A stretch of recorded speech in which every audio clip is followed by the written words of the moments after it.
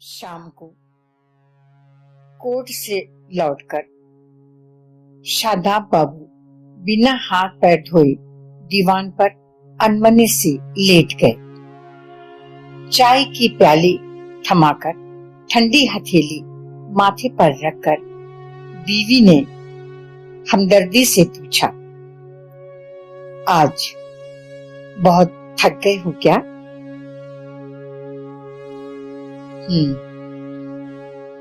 आज राधाबाई के केस की सुनवाई थी।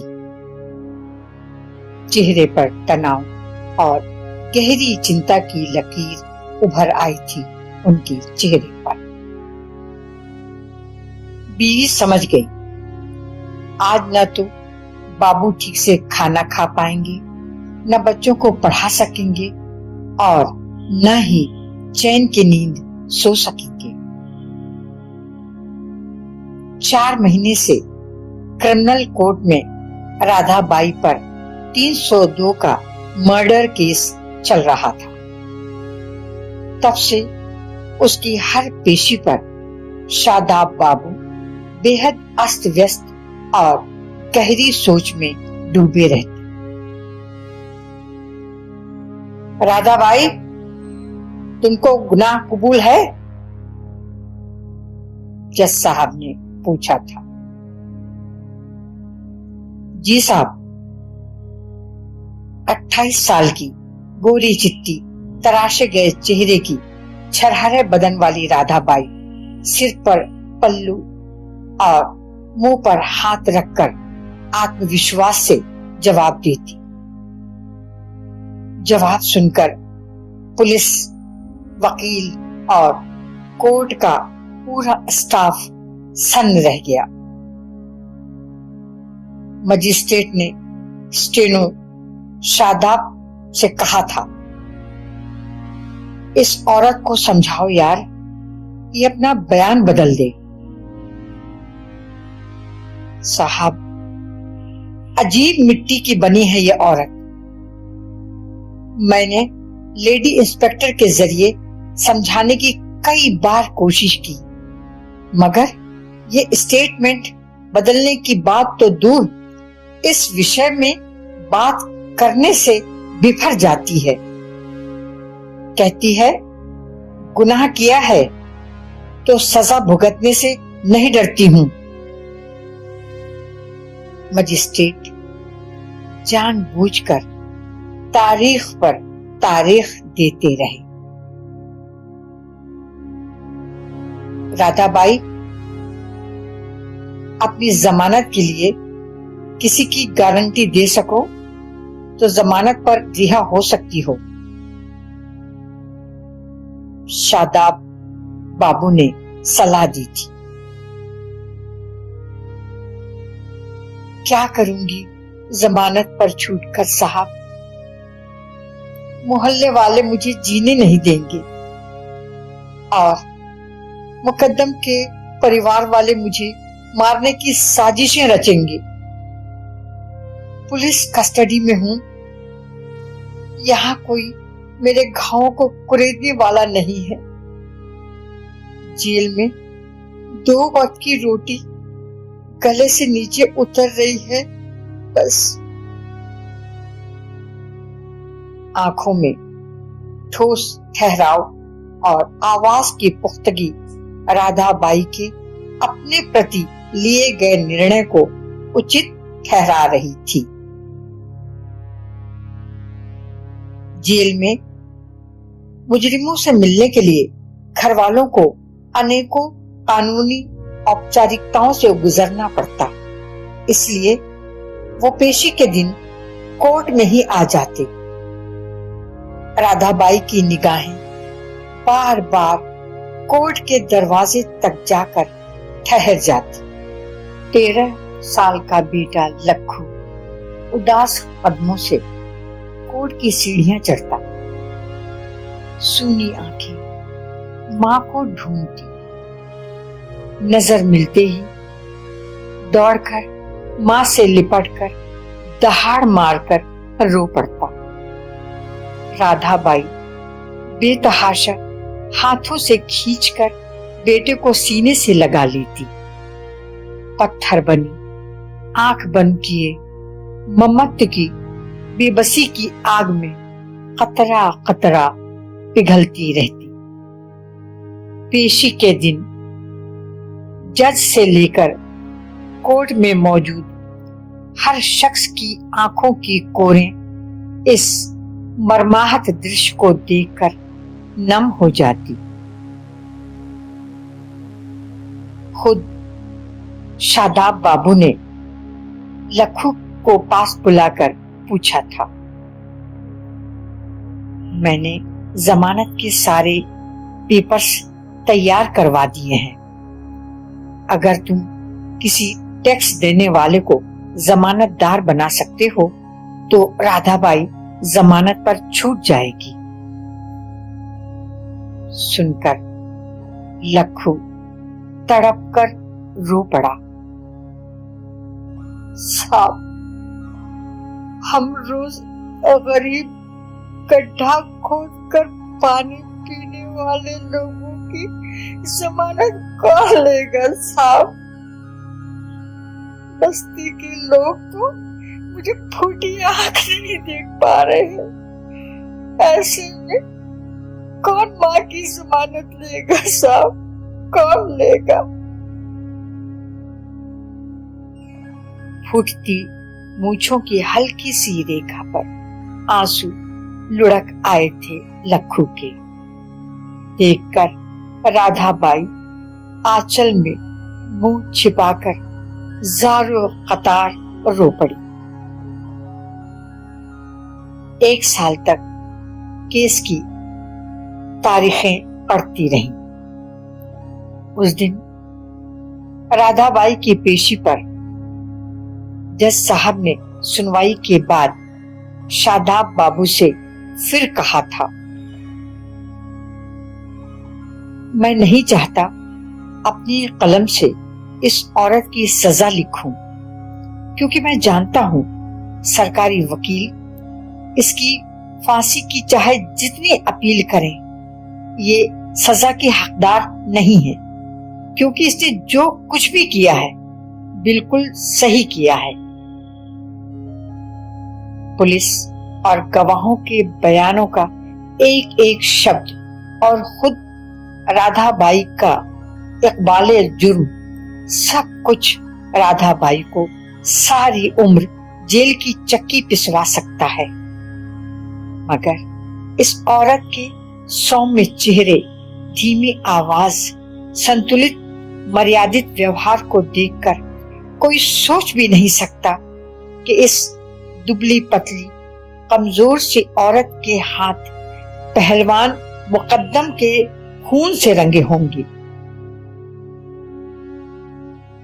सरकारी वकील ने जिरह करते हुए पेशी के दिन राधाबाई से पूछा था, कब से जानती थी तुम मुकद्दम को? गांव में रहते थे तब से। कोई रिश्तेदारी थी उससे? नहीं, बस गांव के नाते भौजी कहता था। तुम शहर क्यों आई? लखू के बापू खेतीहर मजदूर थे। एक दिन खेत में सांप ने काट लिया तो हम माँ बेटे दरबदर हो गए। 8वीं पास राधाबाई एकदम साफ जबान में बोली। गांव से शहर आने तक की पूरी बात बतलाओ। जिज्ञासावश मजिस्ट्रेट ने बीच में कहा तो राधाबाई की जबान से निकला एक एक लफ्ज अकेली और बेसहारा महिला की जद्दोजहद और बेबसी की कहानी का एक एक वाक्य तूफान बनकर कोर्ट की दीवार को हिला गया। 2 बरस पहले हम लखू को लेकर अपनी छोटी बहन के परिवार के साथ शहर आए थे। पहले सब्जी मंडी में सिर पर बोझा ढोते रहे, फिर नगर पालिका के ठेकेदार के साथ सड़क बनाने में रेजा का काम करते रहे।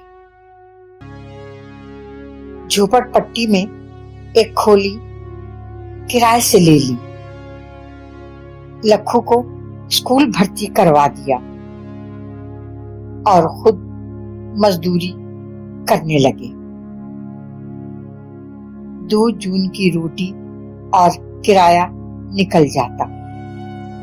रात को हम दोनों माँ बेटे मिलकर कागज के पूड़े बनाते। थोड़ा बहुत गुजारा हो जाता। मुकद्दम दिसंबर पहले दिल्ली में रहता था, फिर यहाँ हमारी बस्ती में आ गया। उसकी घरवाली हमारे पीहर की बेटी है।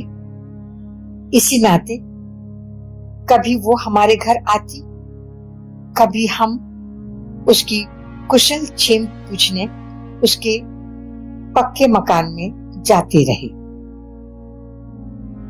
पिछले 1 साल से दिसंबर रोज रात को कभी हमारी बस्ती में, कभी हमारे चौबारे पर आकर बैठने लगा। हमने दबी जबान से उसकी पत्नी से शिकायत की तो आंसू से रोते हुए उसने हमें बताया, दीदी, दिल्ली में ऐसे ही एक कुंवारी लड़की को फांस रखा था इन्होंने। उसके भाई ने इन्हें इतना पिटवाया कि इन्हें दिल्ली छोड़कर यहाँ आना पड़ा। दिसंबर, तुम रोज रोज हमारे चौबारे पर आकर बैठा मत करो। राधाबाई ने गली वालों के सामने ही दिसंबर को चिताया था। क्यों भौजी, हम तो तुमको कोनो तकलीफ नहीं देते हैं, बस दूर से देखकर ही आंखें ठंडी कर लेते हैं।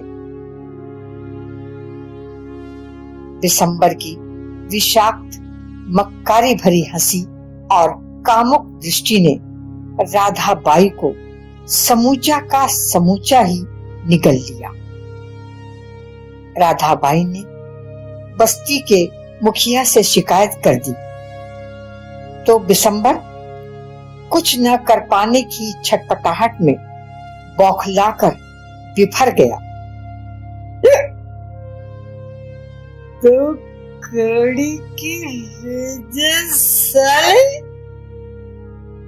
हमारी शिकायत करती है, पूरी बस्ती हमसे डरती है, मगर ये औरत हमको घास तक नहीं डालती। गरीब की लुगाई है इसलिए भौजी कह देते हैं, पर अब इसका घमंड उतारना ही पड़ेगा। साले, अब तेरे को अपने नीचे सुला कर रोटी खाऊंगा। हमारे दिसंबर पहलवान की इज्जत उछालती है, अब देख। नशे के झोंक में बकते हुए दिसंबर ने दरवाजे की तरफ पीठ किए चावल के आटे की मोटी मोटी रोटियां बनाती हुई राधाबाई को पीठ के पीछे से पकड़कर कस लिया। बाहों का दबाव राधाबाई की चीखों के साथ बढ़ता चला गया। राधाबाई की छटपटाहट ने उसके क्रोध को और बढ़ावा दिया। बिशंबर ने पान खाए मुंह से राधाबाई का पूरा चेहरा रंग डाला और चारपाई पर पटक कर अपनी धोती ऊपर उठा लिया। राधाबाई ने आखिरी बार कोशिश करते हुए पूरी ताकत से बिशंबर को परे ढकेला और दरवाजा खोलकर बाहर भागी। भाग्य से उसी समय नई सड़क बनाने के लिए मजदूर कोल तार पिघलाने के लिए आग की भट्टी तेज कर रहे थे। गुस्से और आक्रोश से भरी राधाबाई ने दौड़कर बाल्टी उठाकर उबलते कोलतार के ड्रम में डाल दिया और बाल्टी भरकर खोली के दरवाजे पर बौराए से खड़े बिशंबर के शरीर पर पूरी ताकत से फेंक दिया।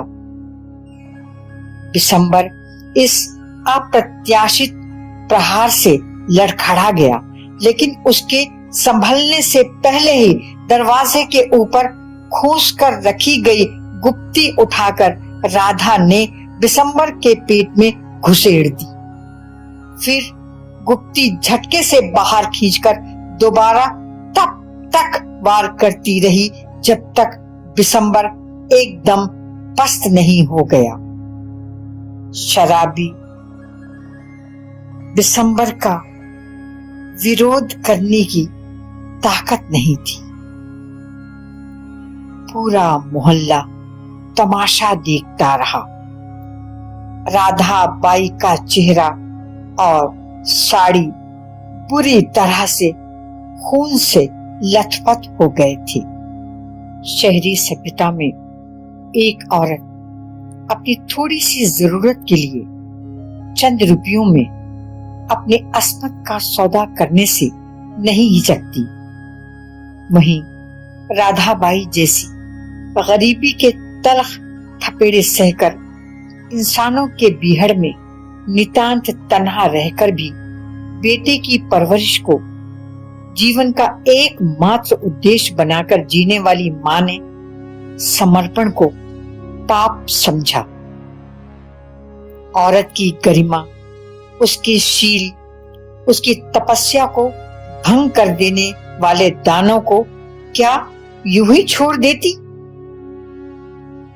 बिशंबर के शरीर से उठते खून के फव्वारे को देखकर बस्ती वाले डर के मारे अपने अपने घरों में छिपकर दरवाजों की दरारों पर आंख टिकाए बाहर का दृश्य सहमे सहमे देखने लगे। राधाबाई विक्षिप्त सी दौड़ती हुई पास की पुलिस चौकी पहुंचकर जोर से चिल्लाई, थानेदार जी, मैंने पापी बिशंबर को मार डाला। राधाबाई की पेशी के दिन जज साहब के लंगोटिया यार इनकाने वकील किसी केस के लिए कोर्ट में हाजिर हुए थे। राधाबाई का पुकारा और इनकाने वकील का कोर्ट में दाखिल होना साथ साथ हुआ। राधाबाई, तुम्हारा कोई वकील नहीं है क्या?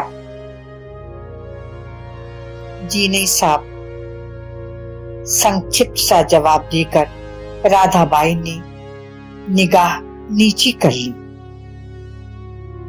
हाय रे भाग्य की विडंबना, मजदूरनी अपनी अस्मत बचाने के लिए खून से अपने हाथ तो रंग सकती है, मगर वकील की फीस के लिए पैसा कहां से लाती?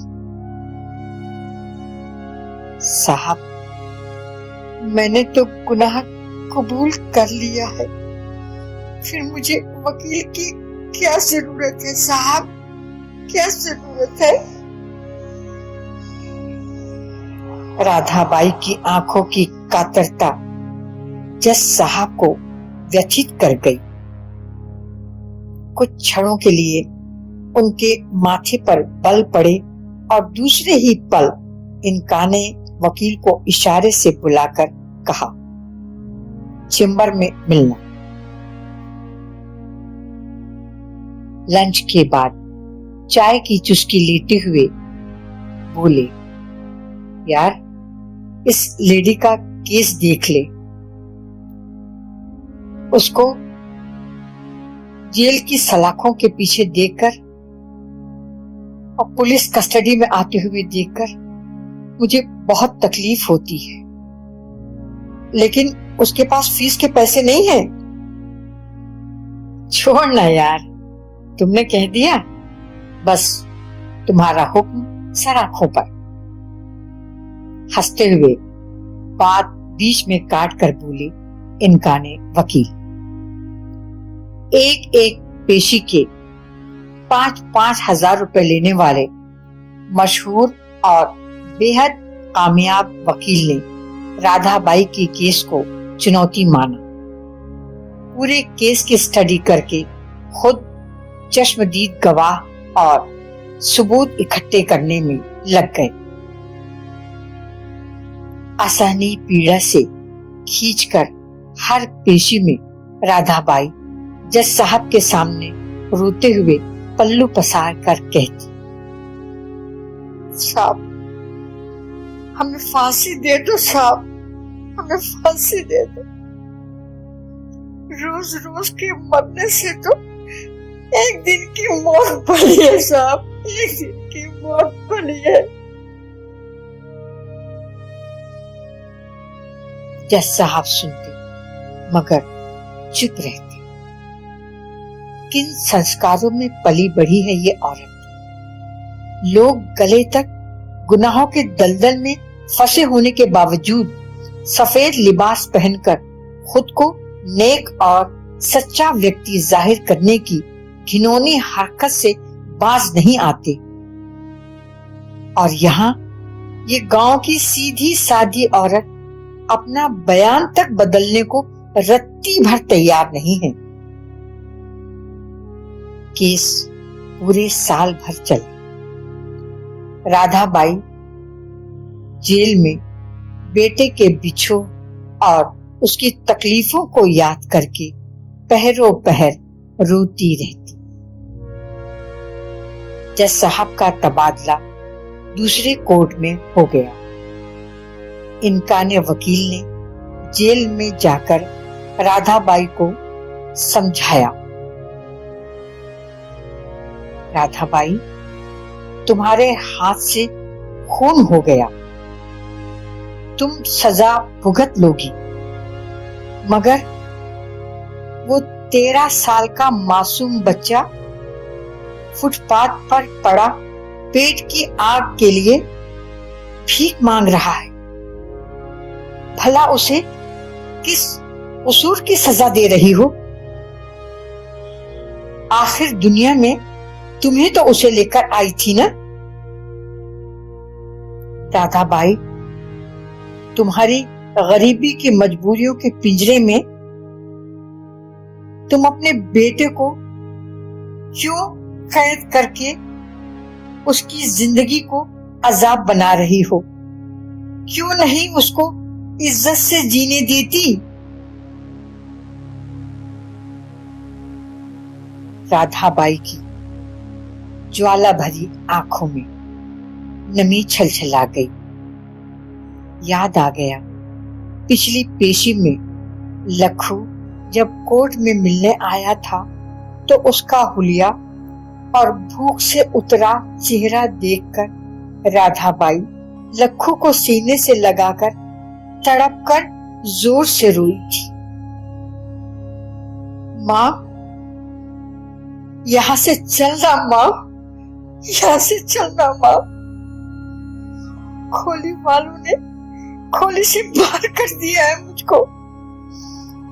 माँ मैं फुटपाथ पर सोता हूँ और भीख मांगकर रोटी खाता हूँ। माँ भीख मांगकर रोटी खाता हूँ। औरत सब कुछ बर्दाश्त कर सकती है, मगर अपने औलाद की आंखों में आंसू देखकर भीतर तक तड़प जाती है। राधाबाई ने खींचकर लखू को अपने सीने से लगा लिया। ठीक उसी वक्त लखू के पेट की भूख से ऐंठती अतड़ियों की गड़गड़ाहट ने राधाबाई का कलेजा चीर दिया। राधाबाई, फांसी की सजा झेलना कोई बहुत बड़ी बात नहीं है। 1 सेकंड में सब खत्म हो जाता है। बड़ी बात है मुश्किलों में भी हिम्मत से जीने की, समाज के दरिंदों को सबक सिखलाने की। राधाबाई, तुम्हारी जिंदगी उन काम लोलुप भेड़ियों के लिए मिसाल बन जाएगी। फिर कोई दानव किसी अबला की इज्जत पर हाथ डालने से पहले तुम्हारा चेहरा याद करेगा।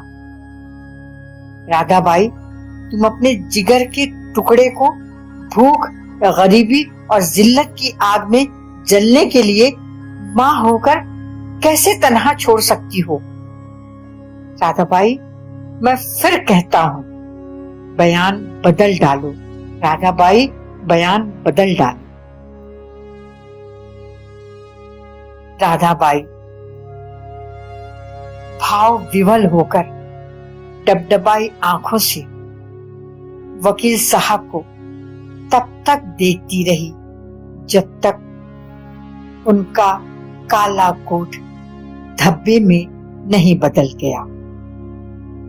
पत्थर की चौरस बेंच पर सोई राधाबाई को जेल का सन्नाटा, इनकाने वकील की नर्म समझदार आवाज, लखू के दर्दनाक चीखों और मुकद्दम की विद्रुप हंसी की प्रतिध्वनि सुनाता रहता।